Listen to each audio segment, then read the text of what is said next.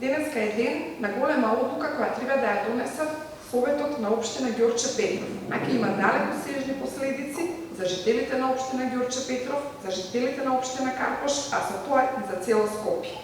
1/3 од советниците имаат поднесено барање за суспендирање на ДУП-от во Ѓорче Петров.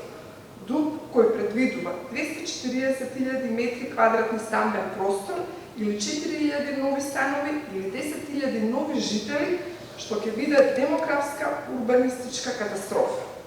Со еден збор, ДУП со огромни штетни последици за граѓаните. Затоа ги повикуваме председателот на ДПМН Христијан Мицковски да ги вразуми советниците и градоначалникот од ДПМН да размислат како ќе гласат. Гласот на советниците на ДПМН ќе биде глас на Христијан Мицковски и ДПМН.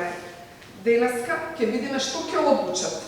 Дали ќе дадат глас за еднината на жителите на Ѓорче Петров или за уништување на Ѓорче.